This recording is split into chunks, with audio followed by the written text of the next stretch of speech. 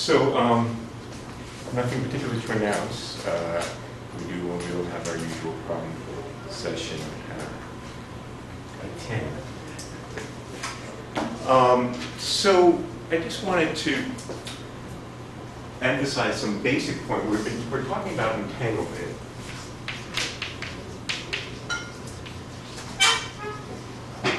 And what we said is entanglement has to do with quantum correlations.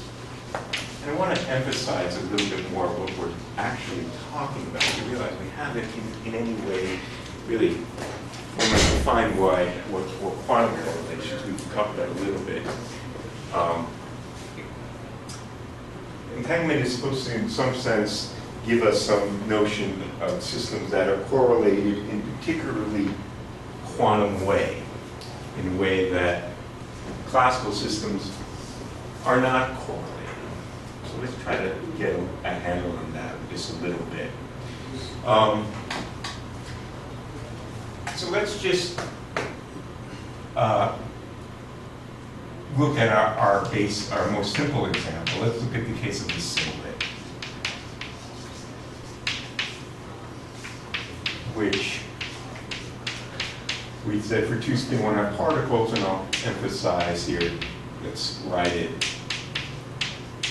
in the standard basis of spin up and spin down along some axis we call the z-axis.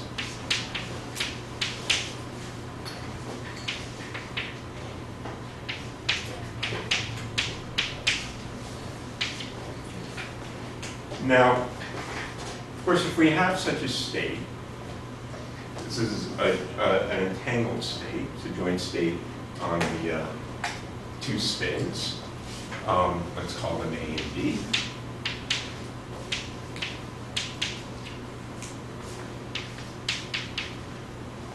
If I do a measurement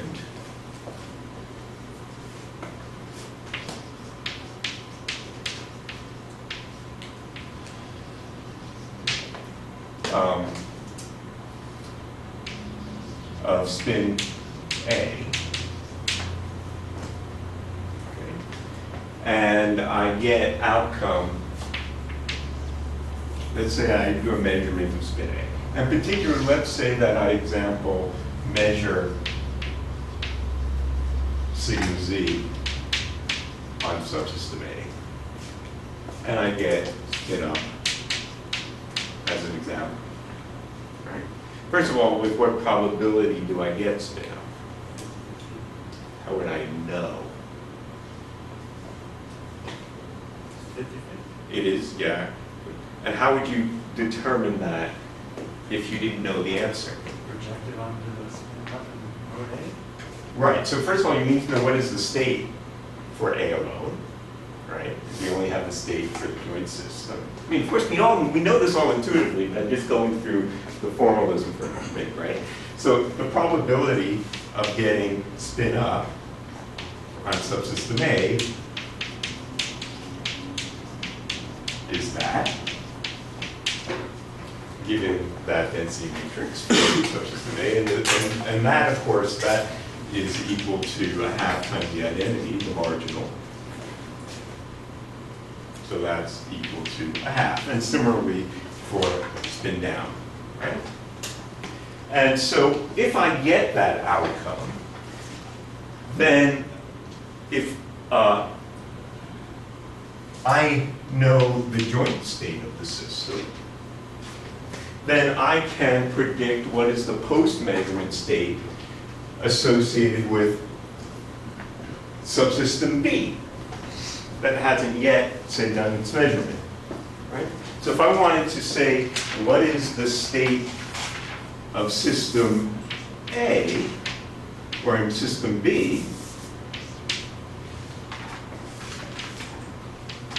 conditioned on the fact that I measured A, and I got certain probability, I got up with some probability. It's a pure state, right? It's a pure state because I had started with a joint pure state, and because I did a projected measurement, my measurement had a definite outcome. It happened with some probability, but I didn't do a fuzzy measurement. I definitely measured sigma z, the projectors on sigma z. And so my post-measurement state on B is a pure state. And it's equal to, in this case, of course, well, I would take the joint system, in this case, this, and then I renormalize it.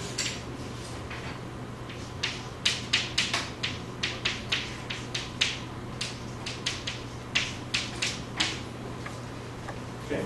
Because this thing is not necessarily a normalized state, so I have to normalize it after the fact. Right?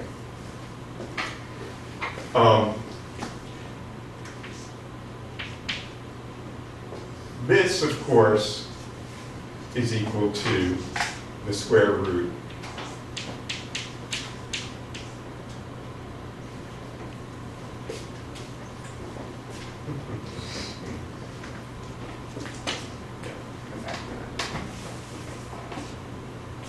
we could just look at this in this case. This guy is going to be equal to, in this case, 1 over root 2, spin down along z for b, and then the norm of that is just 1 over root 2, so I don't have to, I can just look at it. Of course, we know that, right? This is the case.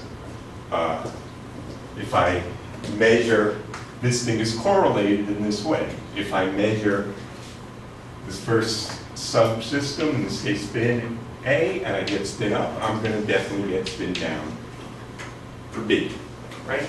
And similarly, if I were to get up along, or I suppose I got down along Z for A, then spin B would be post-projected into that.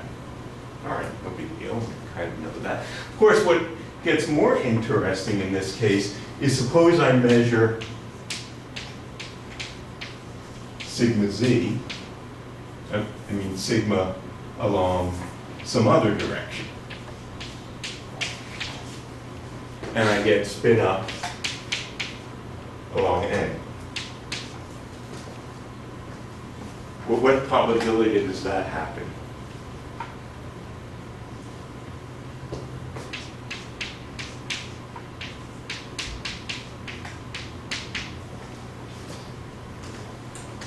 Some arbitrary direction.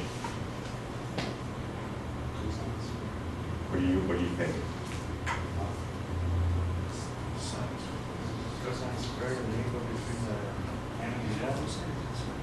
So how do you determine what that is? If you didn't, how do you calculate it? Exactly, Jamie, thank you. You do exactly the same thing. It's the probability for the marginal state. So the marginal state tells you how to predict the measurement of any outcome, right? And what's that? What is this marginal state? It's 1/2 the identity. And what's the probability then?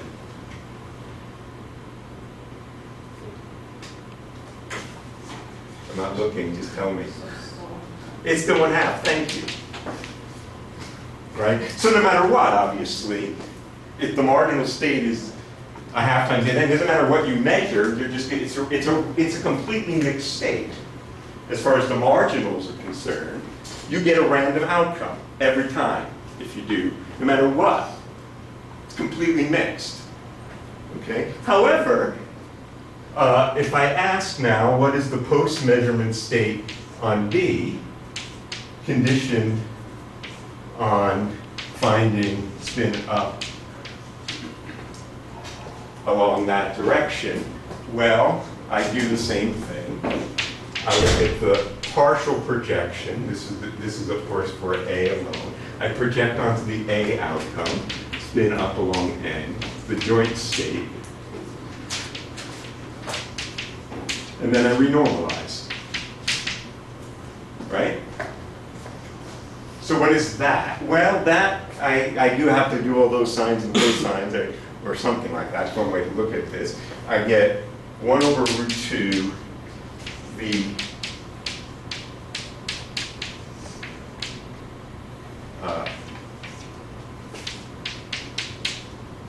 down along v minus 1 over root 2 up along n, down along z, down along z, to up.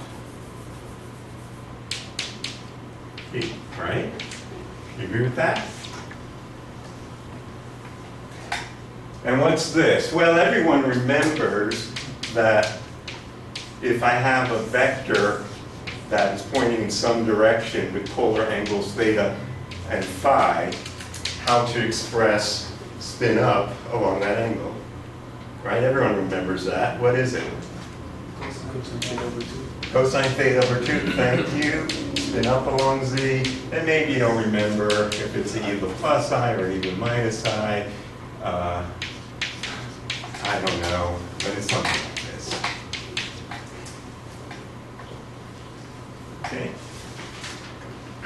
So this then is equal to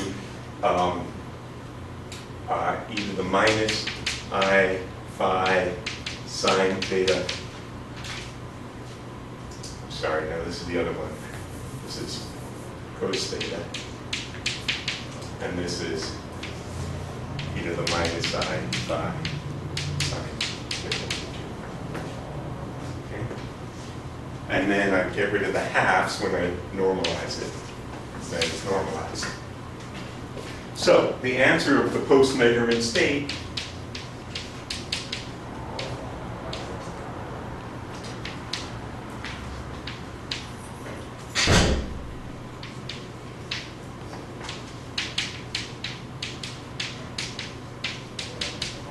which is spin down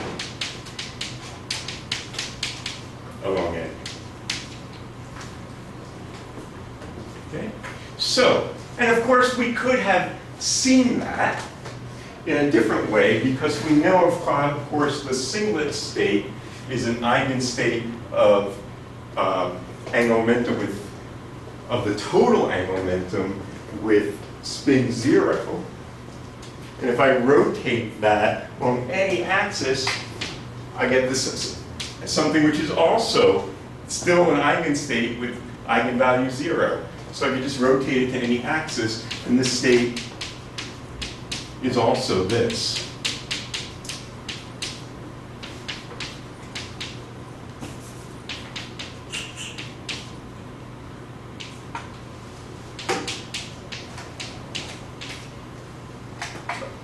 Okay. So what we see here in this system is that when we do a measurement, the system is correlated in the sense that when I do a measurement on one system, I have information about the other system. Right? But that's not strange. Right? Okay. Hold this.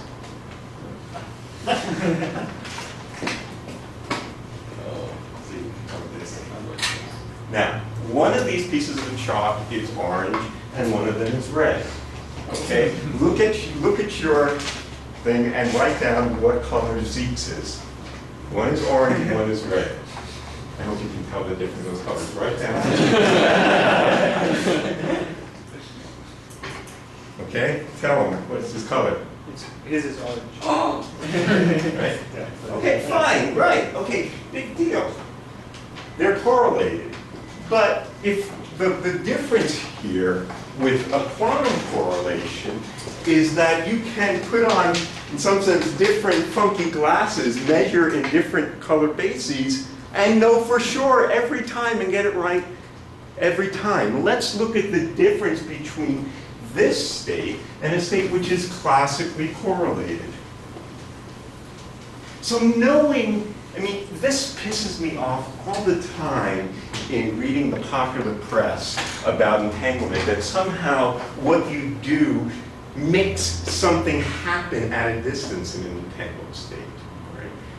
It's about, the information was there, you had it before because I told you locally. And you knew it, there was no action at a distance there. Nonetheless, there's something very odd going on in entanglement. So let's just look at the difference between what we might call classically correlated.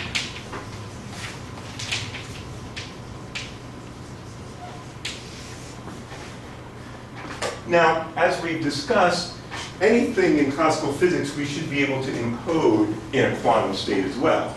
The results of some experiment consistent with the classical outcome can be also encoded in a quantum state. So here's a quantum state which is correlated similar to this one in that I'm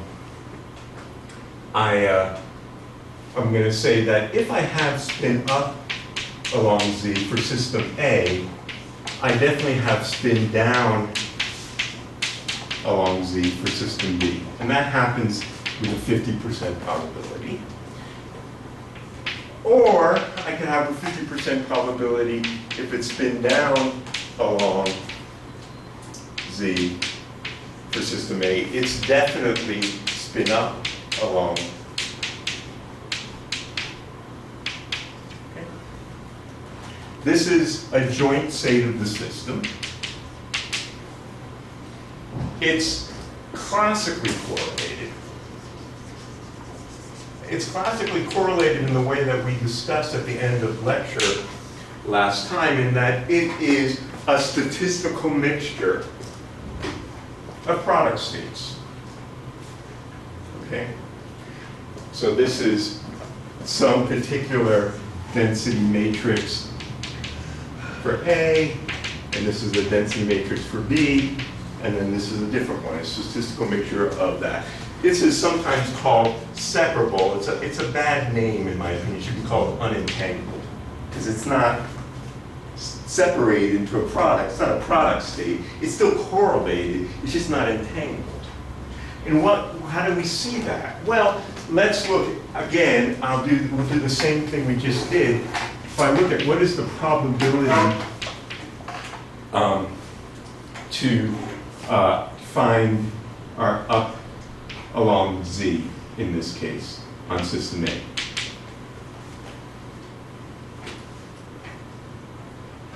To half, do the same articulation. And then I can ask, what is the post-measurement state?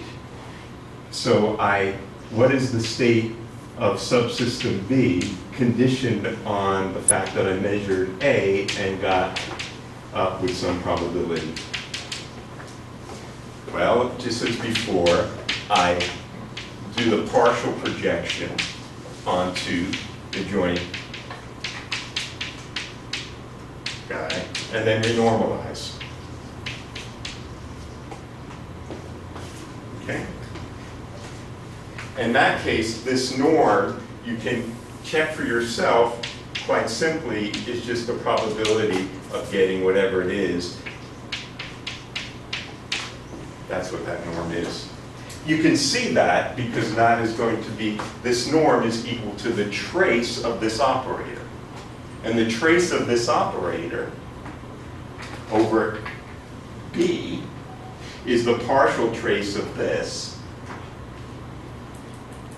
which is then equal to the probability of that. Is that clear? Should I write those steps out? Maybe I should.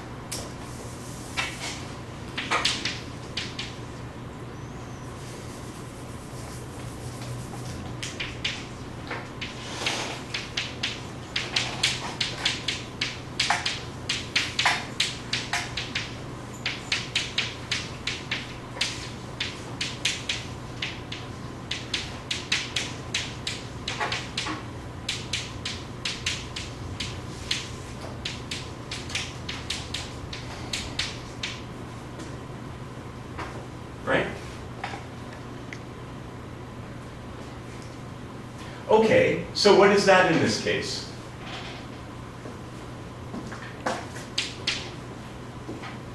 How down? Yeah, thank you. It's the down state on system B. As before, just like we had in the singlet, right? And similarly, if I were to measure and get spin down, that would happen on A. That would happen with half the time. And the post-measurement state in that case would be equal to up for spin B, just like we had for the singlet state, right? So what's different?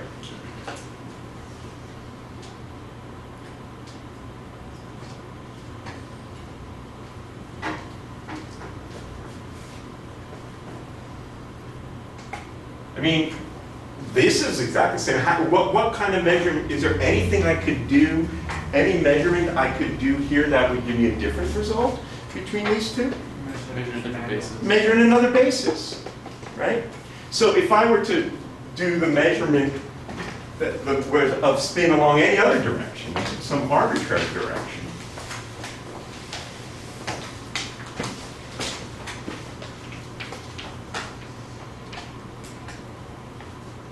well, this thing happens with some probability.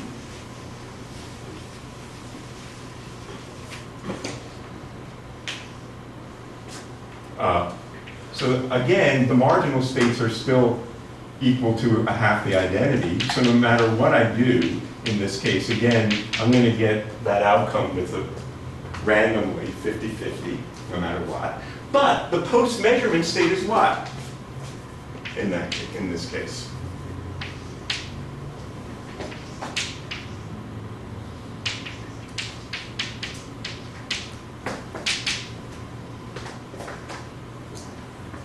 You all tell me.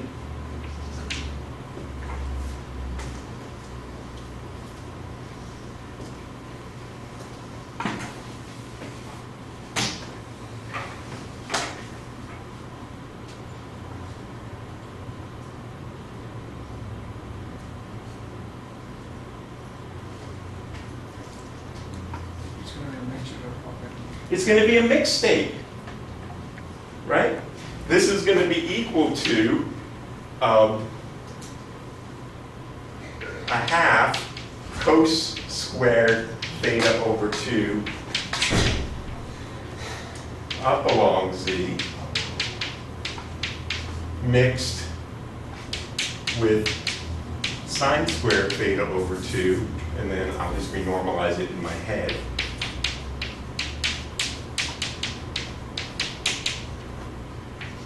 This is a mixed state.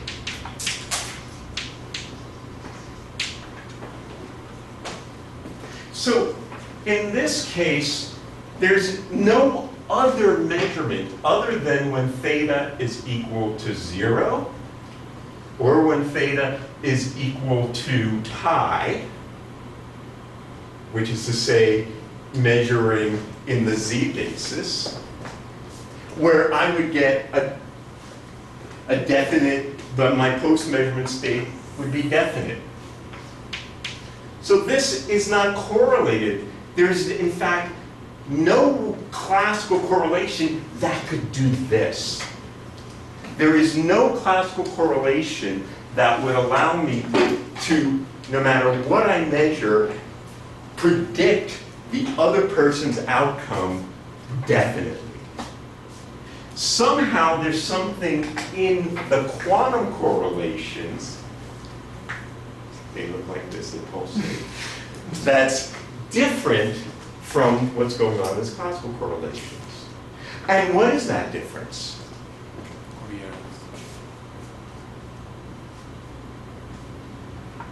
What do you think?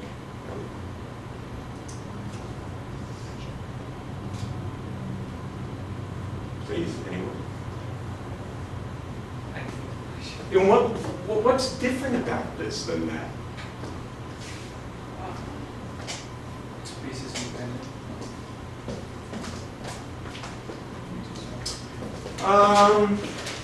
Well, I mean, it's true that there was special outcome for that basis, I agree with that. But if we look at this as a density matrix,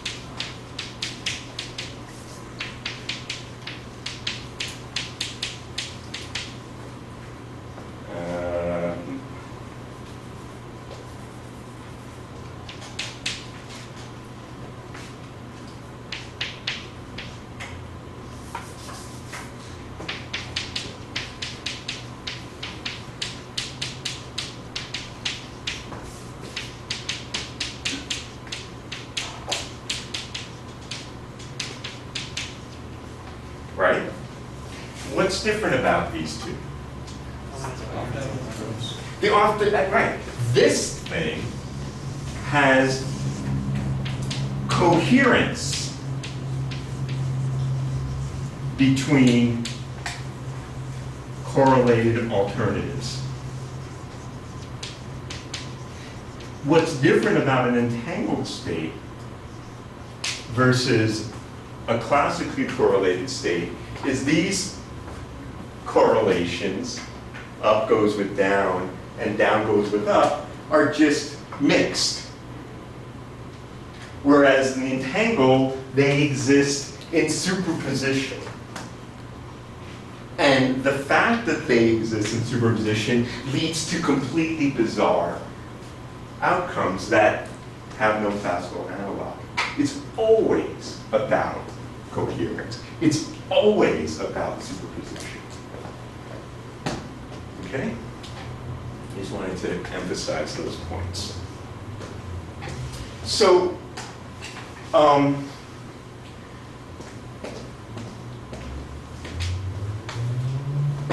what we talked about last time was how, given a pure state, for a joint system, how to deduce how much entanglement there was in that based on the Schmidt decomposition. What we haven't yet talked about is how do you generate entanglement and how does that get generated, particularly in quantum optical systems. Okay, so that's what we're going to talk about today and until not spring break over. Okay, so let's say something about the generation of entanglement.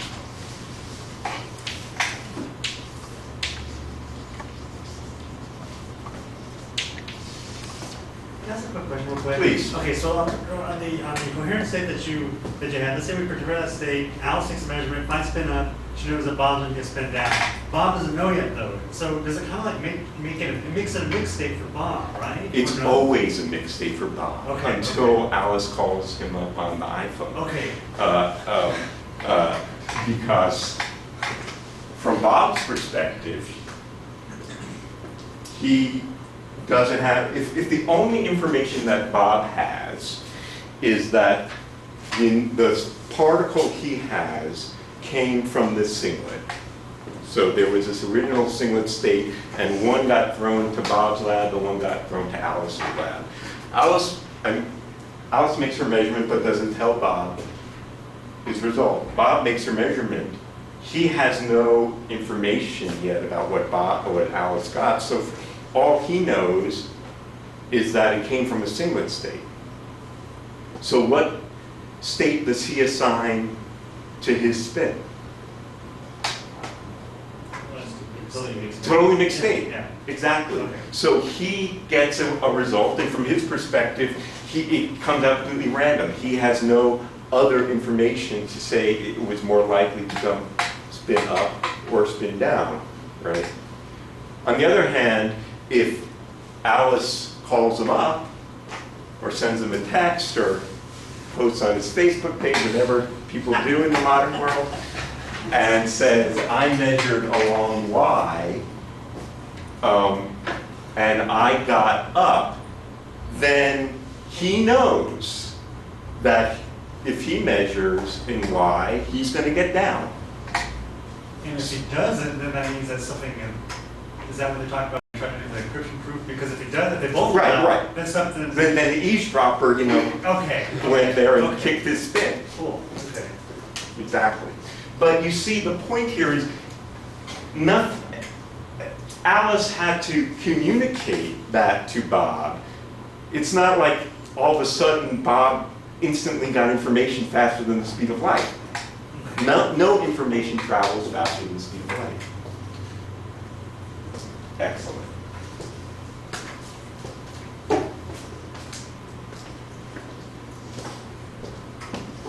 All right, good. So, generation of entanglement. So what we're asking about, for example, is let's say we have some bipartite system.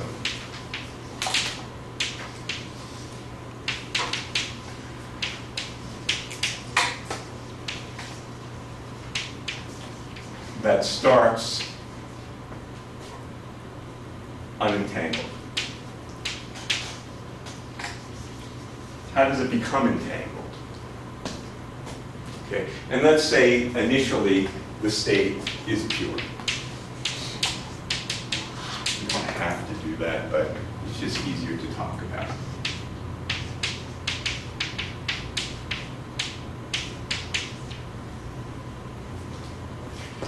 How does entanglement get generated? Well, I have some Hamiltonian, say, for the joint system.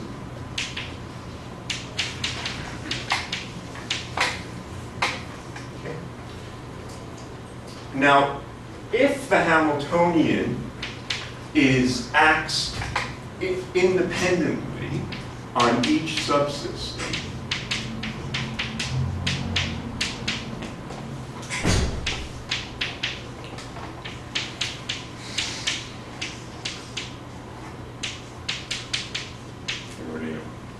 bizarre order, but what the heck. So this is something which, there's a Hamiltonian on subsystem A, there's a Hamiltonian on subsystem B. So if the Hamiltonian is of this form, then we say the Hamiltonian is separable. Okay. The Hamiltonian is separable, then the unitary time evolution on the joint system is what?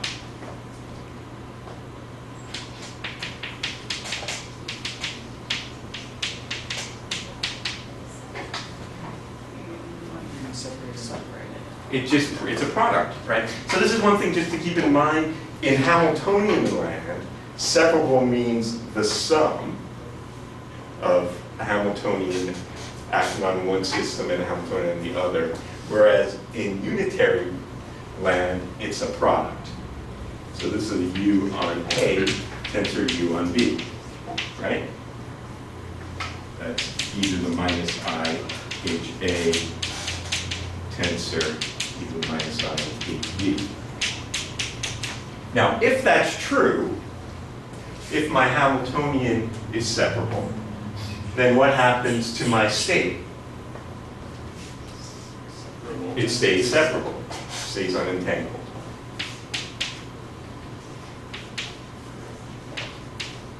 Or separable.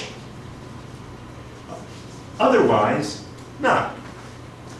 So in order to generate entanglement, it must be the case that there is some interaction between subsystem A and subsystem B.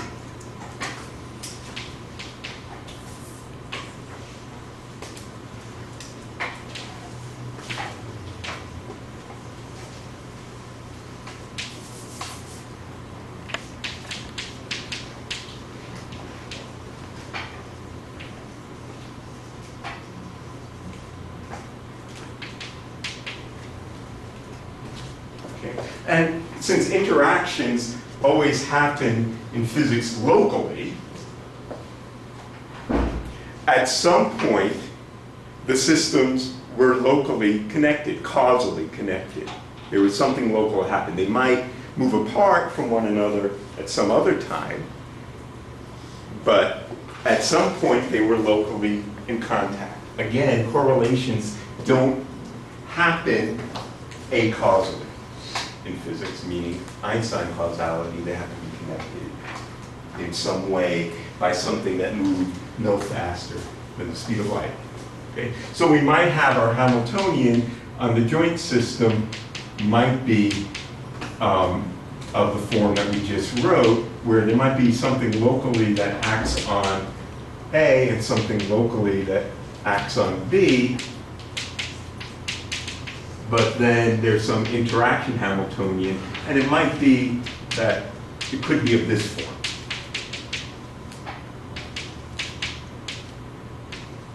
Now again, I just want to caution you for the confusion here. This is an entangling interaction. If one of these is not the identity, right?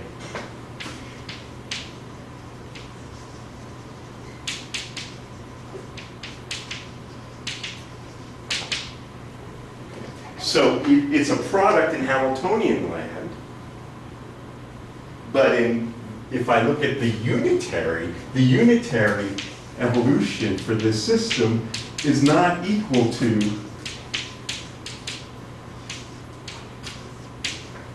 the product of the unitaries of the two, right? Because I can't just factorize that in that case. Either the product is not the product of the unitaries in the tensor product line. Okay, so that's what we would call, if this is true, this is an entangling unitary.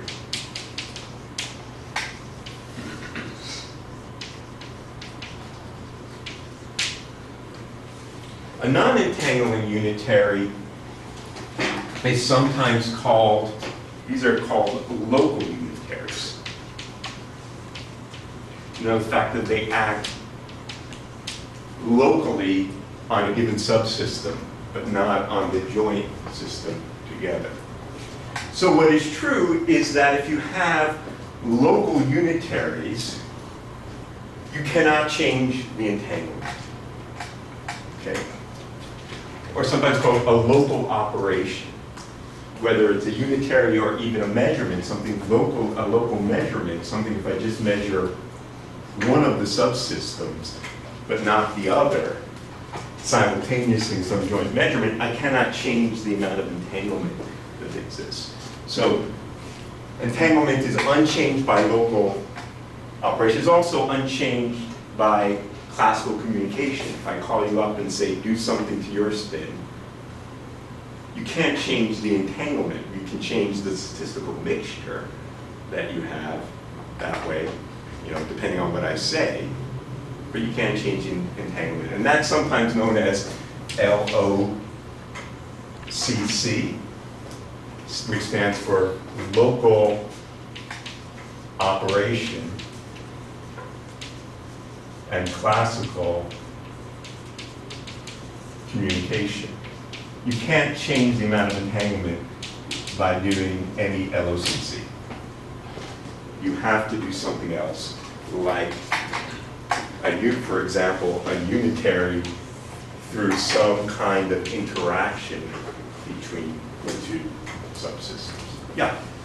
So, as soon as things interact, let's say, so if we are thinking of how entanglement is generated, you have two things that interact and Yep. entanglement generated. Yep. But you cannot get rid of that entanglement classically. That means the whole idea that you do not see entanglement generally has to do somehow, like there must something quantum happening to get rid of that entanglement too, right? It's a very good question. Indeed.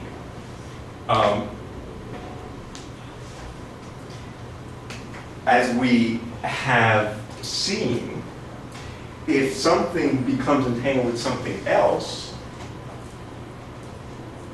and I just look at the thing, not the else, the marginal of the thing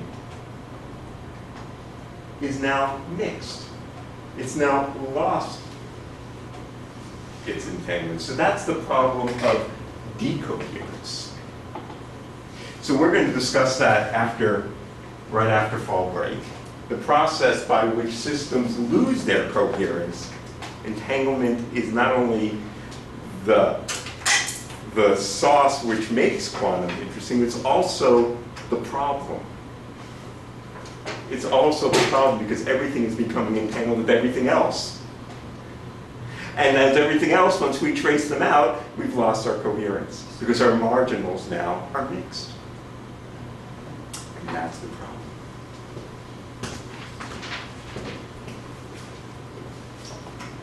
All right. So one thing we also see here in terms of these local unitaries is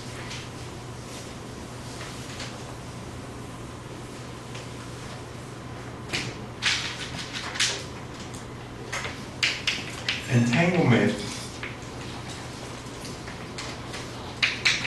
is independent of the local basis representation of the state.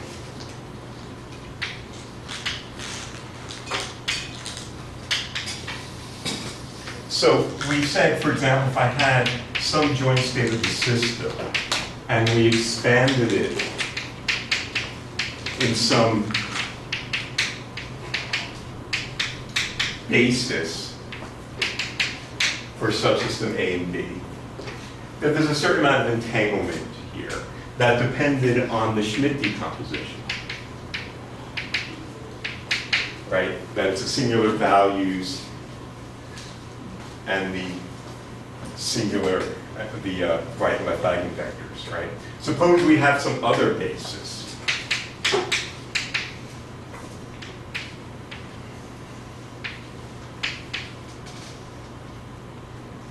I could use the same name to see, but the heck, it doesn't matter. Delta ij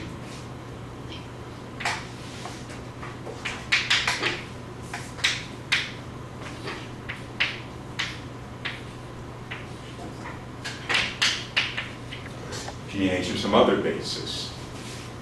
The entanglement of this is the same. It's independent of my representation of it. That is to say, the Schmidt vectors and the Schmidt numbers must be the same. Because that one is just obtained from another by a local unitary. Okay? So changing the basis doesn't change the amount of entanglement.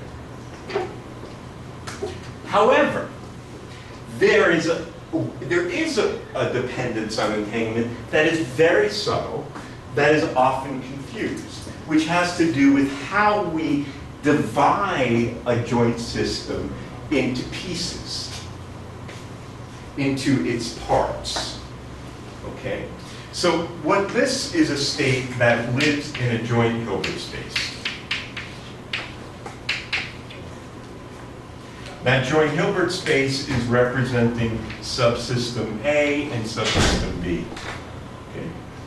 But the way in which I divide the joint system into subsystems, I have some freedom to do so.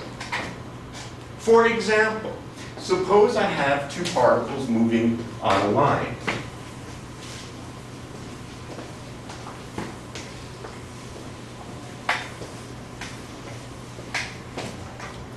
So,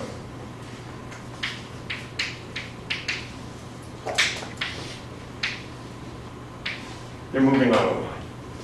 I could say there's particle A, and there's particle B, and there's a position and momentum associated with each of those guys that moves whichever way I like, right?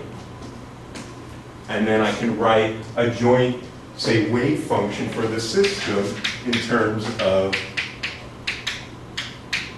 those two coordinates. And if it's separable, it might be something that looks like that.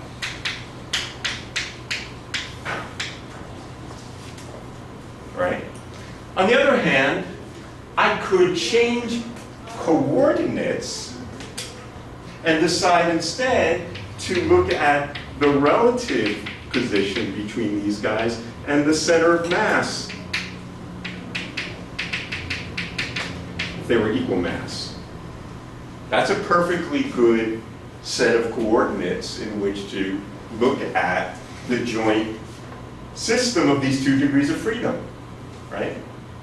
And in this set of coordinates, whatever the joint wave function is in terms of relative and center of mass coordinates, will not separate anymore. Or vice versa. If it was a product state of relative motion and center of mass, then in terms of the two particles, it's entangled. And this is often forgotten. The entanglement depends on the partition into subsystems. Something which is separable in one set of degrees of freedom will be entangled, or can be entangled, in another. For example, the hydrogen atom.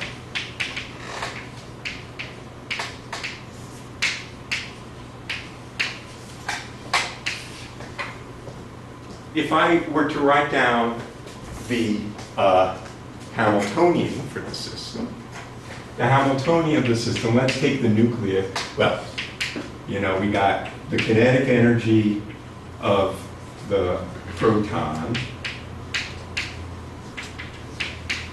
We got the kinetic energy of the electron. And then we have the Coulomb attraction between the electron and the proton, right? Is this Hamiltonian separable in the electron and proton degrees of freedom? No.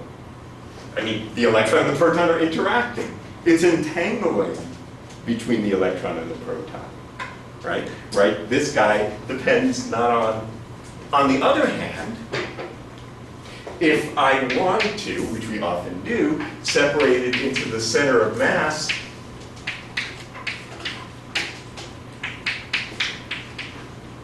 and relative coordinates,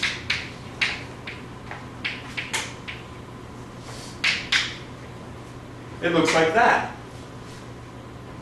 where this is the kinetic energy of the center of mass, and this is the kinetic energy, I'm sorry, this is the Hamiltonian for the relative motion of the electron relative to the proton. And in these coordinates, the system is separable. The center of mass does not become entangled with the relative motion unless you somehow couple them in some other, like with a laser beam that pushes on the center of mass due to a recoil depending on the dipole it induces. Then you could entangle the center of mass of the atom with the relative motion. But whether or not, so the eigenstates of the Hamiltonian are separable in center of mass and relative motion, but they're entangled in terms of the particles. So, for example, if this was positronium, these experiments that have been done where you have a bound state of, let's say, an electron and a positron, and then somehow decays and flies apart, the positron is entangled with the electron, right? Because they came from an entangled state of the bound state of the two particles. So keep that in mind. Whether or not a system is entangled or not is a function of the way in which you partition it into parts. Okay? All right.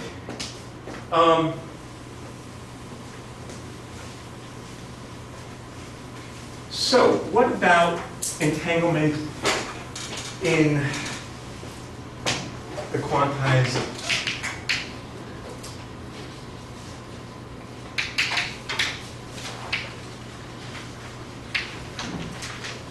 electromagnetic field?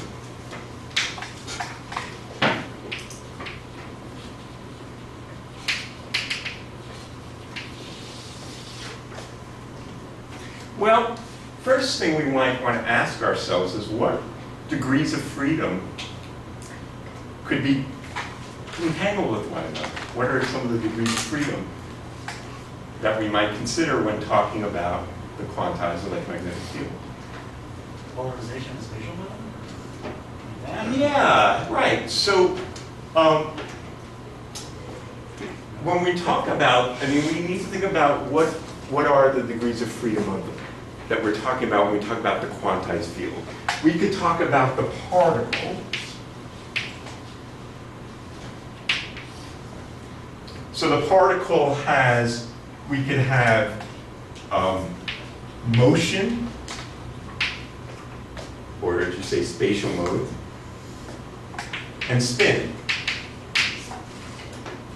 Right? Those are the degrees of freedom of the particles. Just like we had the particle moving on one line, I could have the spatial degree of freedom of one particle be correlated with the spatial degree of freedom of another particle. I could have the spin, which is, of course, the polarization, in this case, these are photons, of the photon entangled with its spatial degree of freedom. Or I could have polarization of two particles entangled with one another, right? So those are all possibilities. We'll talk about all those. But I could also have waves. Remember that the degrees of freedom of the field are the modes, the simple harmonic oscillators. So the modes can be entangled.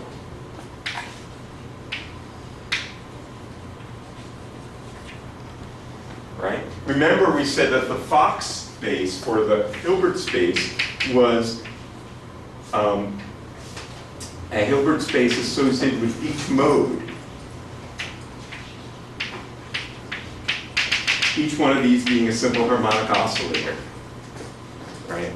And I can think about the bipartition of the field into modes, and then ask about the entanglement between the modes. And those modes might have an indefinite number of particles, right? Like a coherent state is an example of a state that doesn't have a definite number of particles. So, depending upon how we are going to analyze the system, will to some degree tell us about the entanglement within. Let's look at some examples.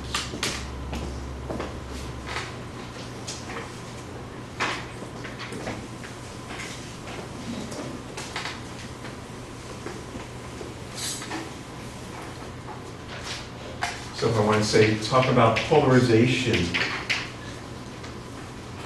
entanglement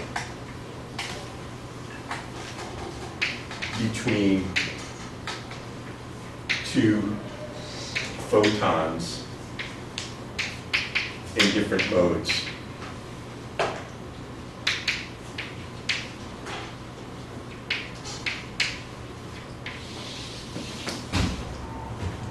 In that case, my Hilbert space is the Hilbert space associated with two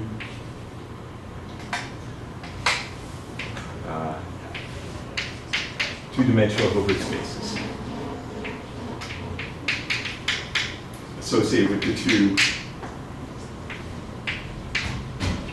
orthogonal states of my photon, right?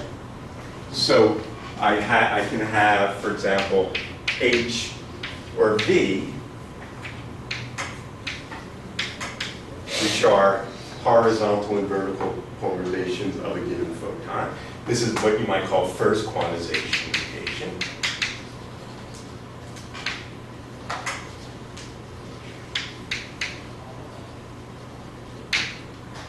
Or I could think about this as I create a photon in horizontal polarization or in vertical polarization, kind of second quantized picture. where these are creation operators for the two polarization states.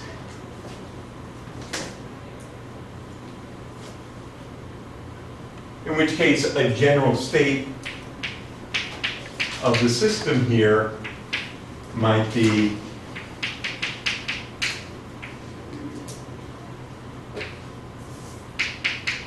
expanded in this basis, as we did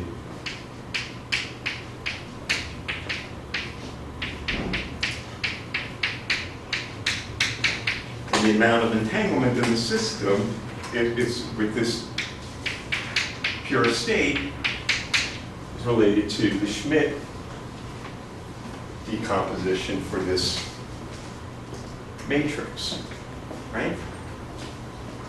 Or if you like, I could write this as a sum over mu and mu prime, a dagger, gamma mu prime, a dagger,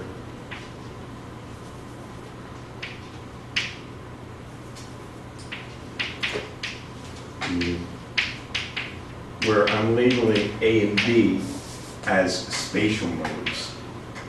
Okay, so they're not in the same spatial mode, they're in distinct spatial modes in this case.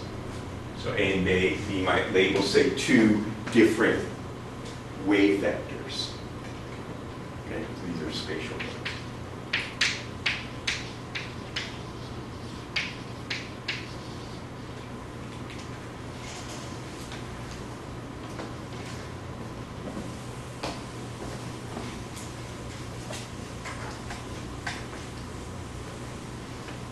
Alternatively, I might think about spatial entanglement, entanglement between the motional degrees of freedom between two photons.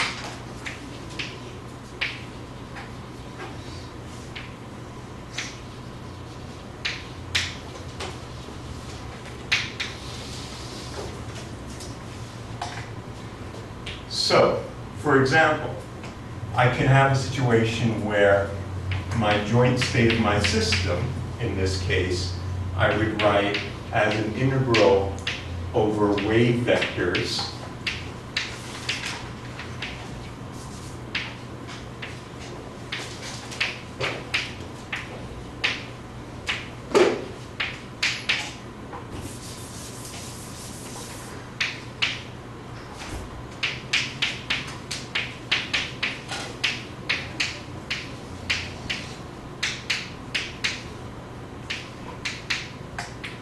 Now I could, if I wanted to, add in some polarization if I like.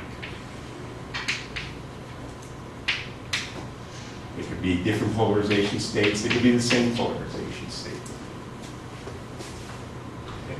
So this is a two-photon state.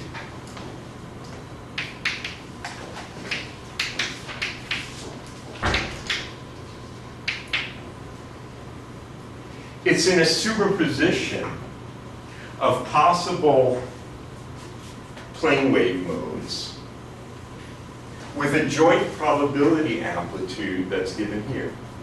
This is what we would call the two-photon momentum state, or the momentum wave function. Just like we had talked about, you know, a psi of xa and xb. Right? This is the two-photon wave function in momentum space. If the wave function is a product of a wave function for wave vector 1 and a product for wave vector 2, right? So if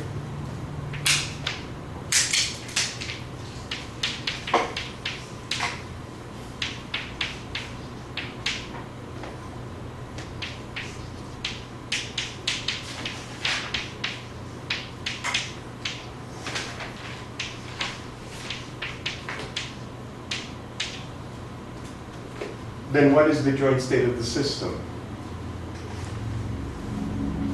Well, it factorizes, right? In that case, it's something that I will call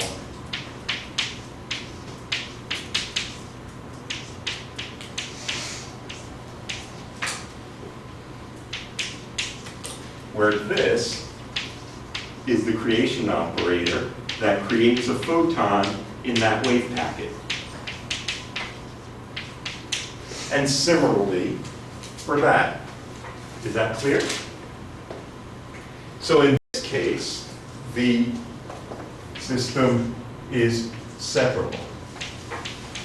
Now, I'm being it's a little bit tricky here. This state doesn't really factorize. It's tricky because these are identical particles. And in identical particles, you always have to symmetrize the wave function. Okay? But the fact that this is a product of creation operators and not a sum of products of creation operators makes this separable, which is to say this wave function separates that way. But generally, if it's not of this form, we would say this is entangled.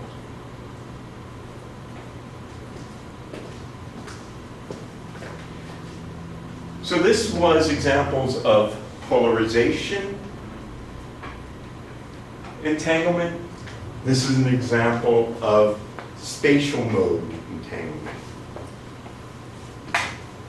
or motional degree of freedom, momentum of the wave function.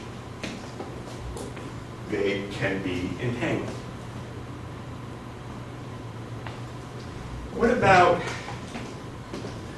the following?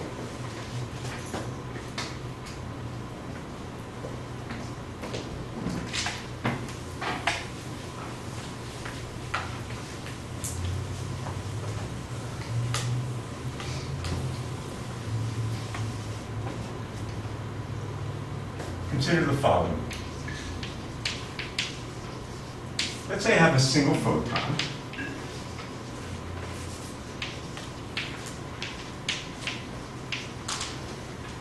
And I put it on a beam splitter.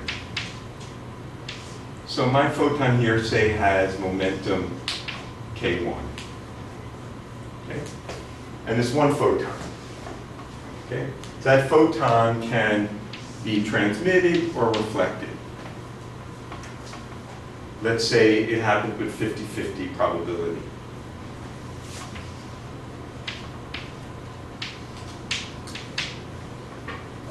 Now, from the point of view of just looking at the spatial degree of freedom here, this is just a superposition state, right?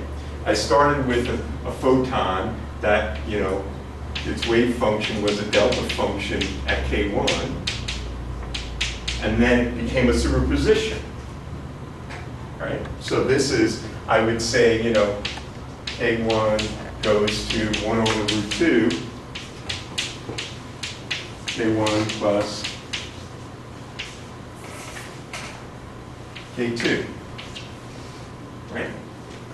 So that's a superposition. There's no entanglement as discussed here, because there's only one subsystem, the photon, and it's described in this case, if we talk about its spatial degree of freedom,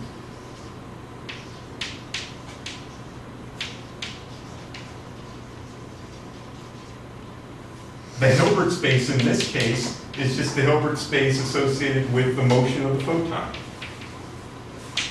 right?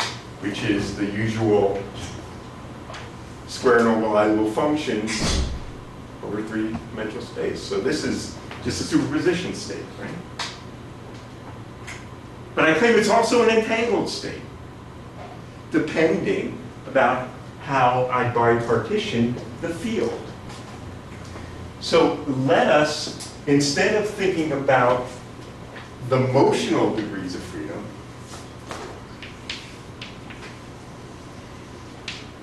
let's think about the modes of the quantized field.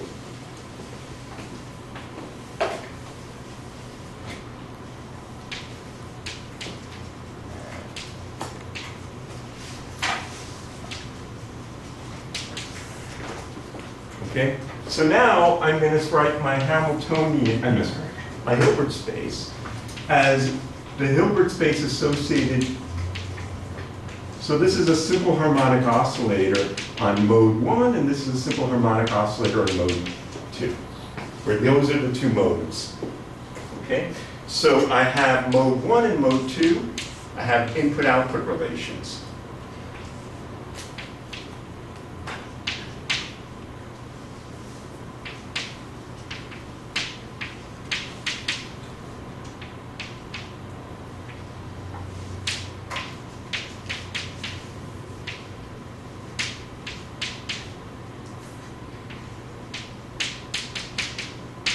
Right? And if this is a 50-50 beam splitter, depending, I could have, for example, this guy with the right phase choice could be with a plus, and this guy with a minus. I could put an I in there, we know that one for the symmetric beam splitter, but let's just go with this guy.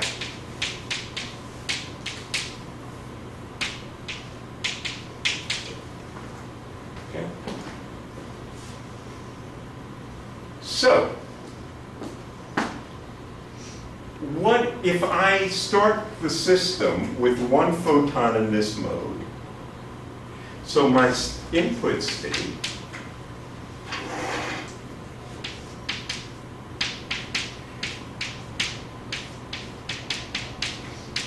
is that I have one photon in mode 1 and no photon coming in here.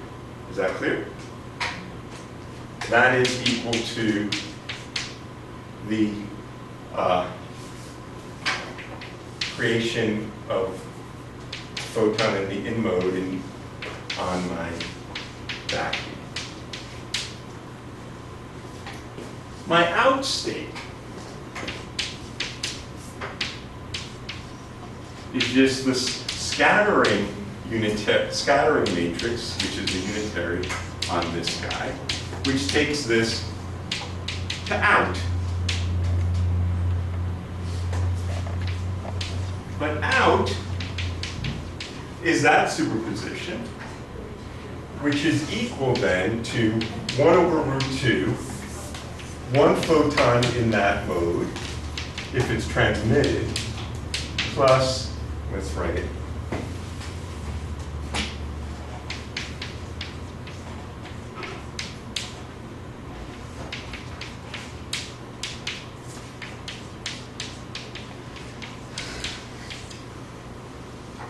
so this state is the output state. There's either one photon in that mode or one photon in that mode, and they happen each with a probability amplitude, in this case, of 1 over root 2. This state is entangled. It's entangled with respect to the modes. Now this is, there's been endless arguments. Should I really call this entangled state? It seems like I've just totally cheated. It means that any superposition state, when expressed in second quantized language, is an entangled state with respect to the way in which you have excitation in the different modes, which represent, say, the different basis, right, states. This represents, the K1 and K2 represent different plane wave states. So it seems like a cheat to call this. But it isn't, because it really is a resource. The only way this is really, if I restrict myself solely to the situation where I have only one excitation in all possible states, well, then it's just a one-to-one map with the first quantized. That means I have one particle in some superposition state, and I just distribute it, and I just call the basis vectors 1, 0, 0, 0, or 0, 1, 1. I just made a mapping between the basis of the one particle eigenstates and the second. But if I'm allowed to create and annihilate particles, well, then the story changes. So for example, suppose I take this problem and I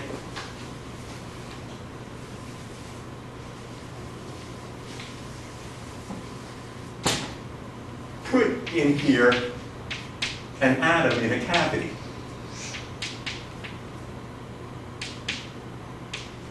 And I have another atom in a cavity sitting over there. Such that if the single photon goes into this cavity, let's say this is the ground state, this is the excited state, the atom starts in the ground state, then the photon will be perfectly absorbed. Let's say the cavity is set up to do that. That when this photon wave packet goes through, it definitely gets absorbed. We can engineer a cavity that does that. Okay? So what that means is the following. I start with the system that is a product state. I have one photon coming into the mode 1, none in the other, and both atoms in the ground state. Okay? Now what happens after it passes through? One atom excited and one ground. That's right. And the photon's gone.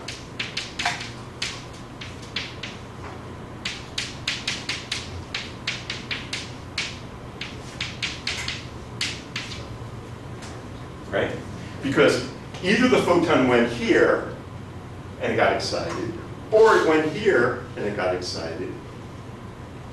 And I don't know which one happened, and it happened with a probability amplitude of 1 over root 2. So I can transfer the entanglement in the modes into the atoms. You would say that's an entangled state.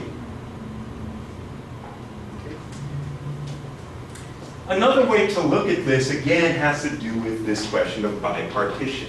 If we look at what happened, what we did is basically we changed from the quadratures of particle 1 and particle 2 to the center of mass and relative quadratures.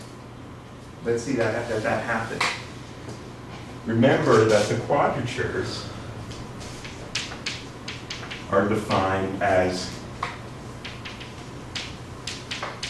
say that. Right? So now I have one for particle 1 and I have one for particle 2.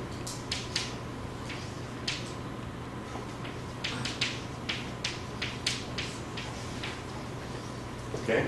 Now what happens to these quadratures under the beam splitter operation, right? If I look at the scattering transformation on this, that becomes x1 plus x2 over 2. And this becomes x1 minus x2 over 2. So what I've done in the beam splitter operation is I've gone from independent coordinates for the two photons to their relative, and in this decomposition, it's entanglement. Okay? And this kind of entanglement, you might ask yourself, how in the world did it happen? What interacted with what? Because we just said 5 minutes ago that entanglement is generated by interaction, by a non-separable interaction. It's a little curious here because this is linear optics. In linear optics, each photon is doing its own thing. right? So what's your thought on that?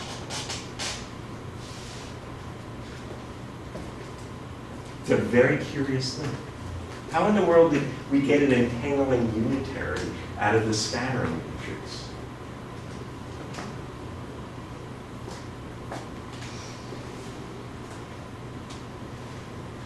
Well, the point is that this thing, even though it's not, each particle is not interacting, the modes are interacting.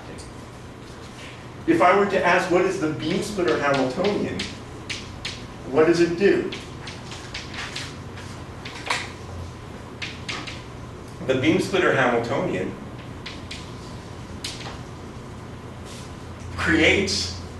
annihilates a photon, say, out of mode 1 and creates it in mode 2 with some coefficient that depends on the transmittivity.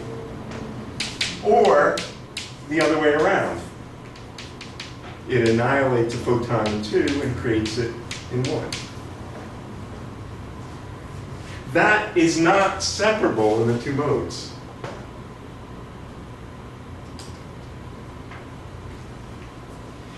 It's a curious business.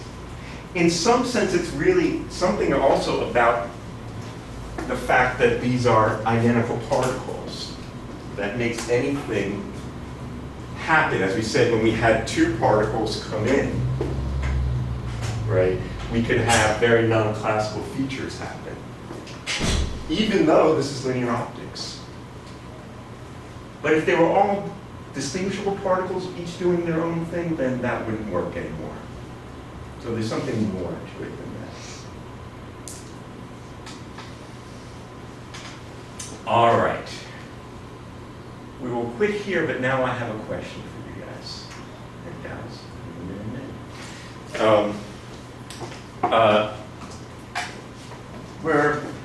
We've moved a little slower than I had hoped. That always happens. And we have fall break. So the topics that we have, I really wanted to cover before fall break. I want to talk about, well, we will certainly talk about on Tuesday, is the creation of entangled photons in the process of parametric down conversion, spontaneous down conversion, the classic source of quantum light, and how we get entanglement in polarization, in spatial modes, and in the wave modes, continuous wave entanglement. So that's what we're going to do on Tuesday. But the topic that I hope to have covered before fall break, and I would really like to do that, is Bell's inequalities. And so the question I have for you is, do you want to have, either we'll not do that, or have a special lecture on Wednesday? What time on Wednesday? What's that? What time? Whenever we can do it for you, when you guys are available, when you folks are available. 11 on That's the Wednesday? time. What do we think? Yeah. Okay, that's what we will do. All right? Very good. Have a good rest of your afternoon.